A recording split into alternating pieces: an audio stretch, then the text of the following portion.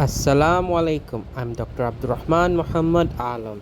Welcome you all to today's Cataract Surgery Insights into a difficult phaco surgery in a posterior polar cataract due to IFIS and a small rexus size. Start the surgery with the construction of the side port with a 1.1 mm and VR99. Here you can see the posterior polar cataract against the red reflex. Now stain the anterior capsule with tryphene blue, which will help in construction of the rexus.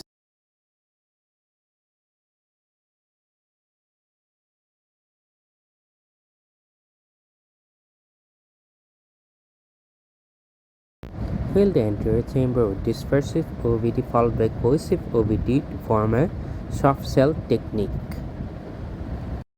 Create the main port incision with a 2.4 mm keratome. Now commence with the creation of a continuous curvilinear capsule rexus.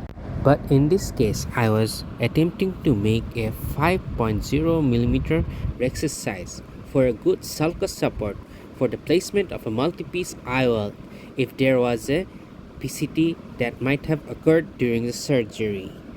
But the size became very less. It became less than 5 mm.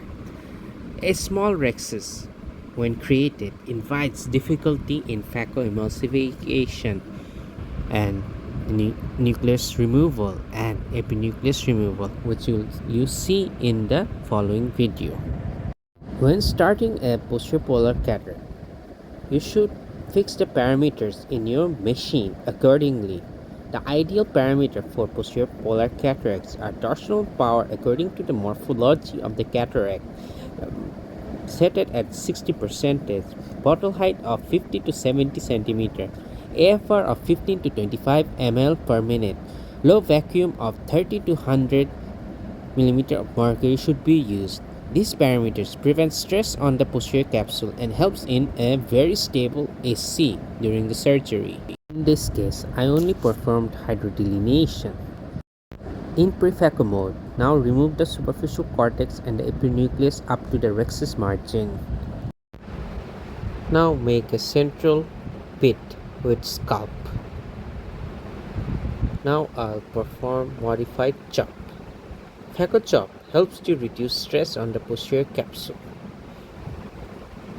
But I was unable to propagate the chop to the other side.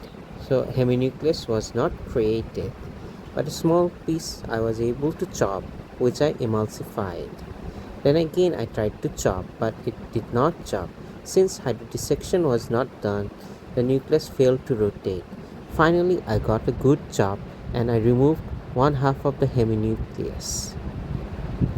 Now refill the anterior chamber with dispersive and cohesive OVD. Now rotate the heminucleus within the epinuclear shell and try to take it out of the epinuclear shell. Yes, it has come out. Now emulsify the heminucleus. Slowly by slowly, the heminucleus has been emulsified.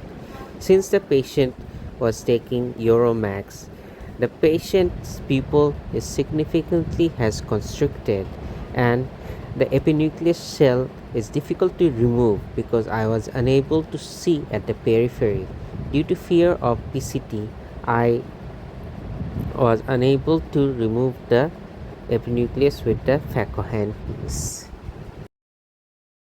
So I decided to take the coaxial eye handpiece to remove the epinucleus. I attempted to do viscoprolapse of the endonucleus cell, but it did not occur properly. Now with the help of the coaxial eye handpiece, I was attempting to remove the epinucleus shell, but since the epinucleus shell was so thick and hard, the coaxial was unable to remove the epinucleus easily. It could be removed part by part, but still I found it difficult to remove. But still I was trying.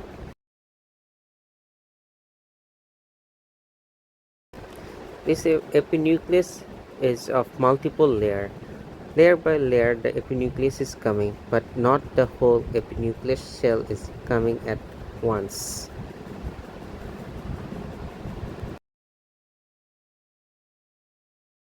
Again, I decide to do viscoprolapse of the epinucleus shell out of the posterior capsule. Only a little bit has prolapsed out, which is being aspirated, but still I found difficulty in aspirating the epinucleus shell.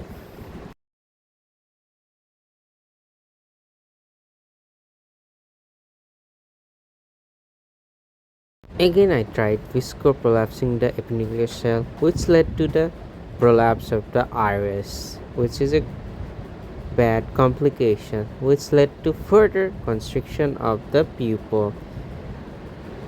Now, since the epinucleus has prolapsed, I use the Phaco handpiece to remove the epinucleus slowly, but still it is not coming. So, since there is no epinucleus in one side, I decide to do hydrodissection. Now, hydrodissection will not cause posterior capsule to rupture because there is no endonucleus in the bag.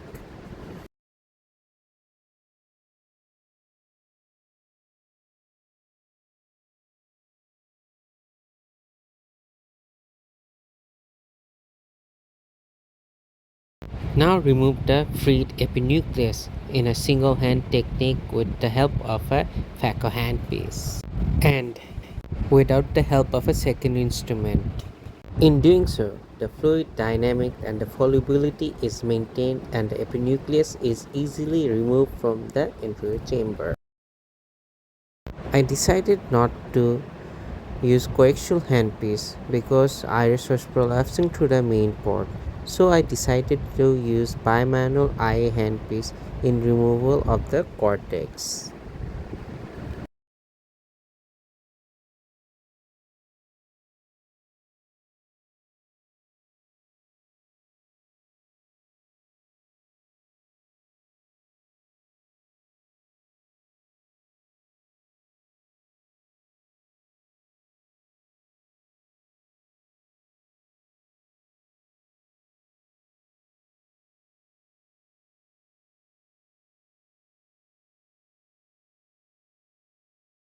Now fill the entire chamber with OVD.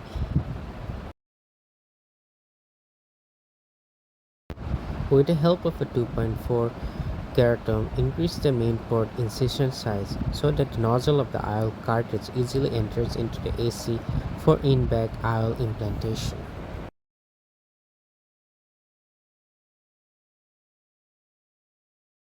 Now iris is prolapsing, which is reposited in the eye with the help of the spatula.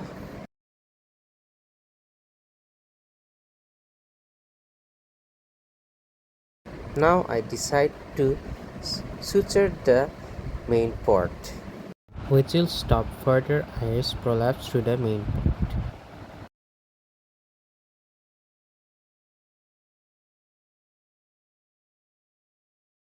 Care should be taken not to injure the conjunctival blood vessel, which will lead to subconjunctival hemorrhage to develop, which is cosmetically unpleasing but would not affect the patient's vision. The subconjunctival hemorrhage will stay for at least 2 to 3 weeks. During that time, it will get spontaneously absorbed.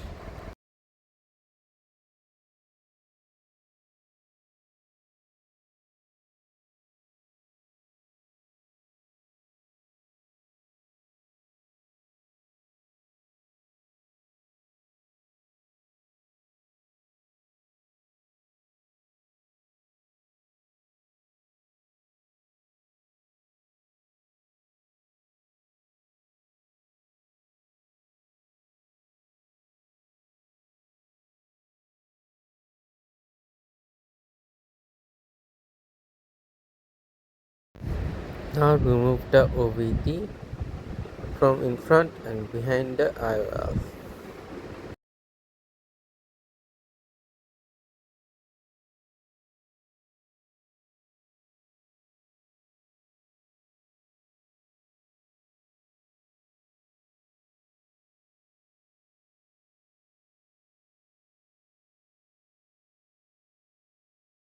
Now perform stromal hydration of the side port and the main port. I gave a little bit of pylo intercamerally to constrict the pupil.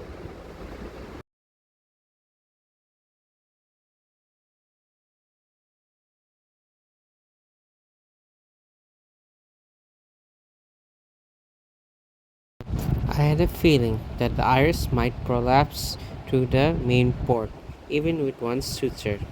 So I decided to give another suture at the main port to have an even tighter closure of the main port.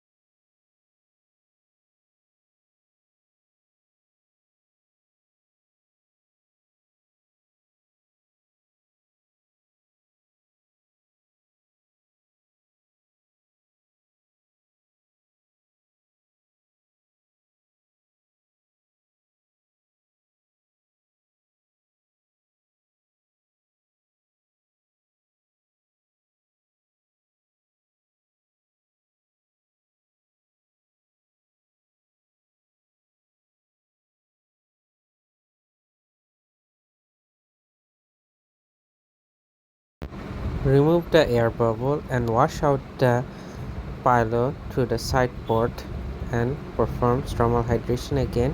Give subconjunctival dexamethasone and intercameral antibiotic and the case is completed.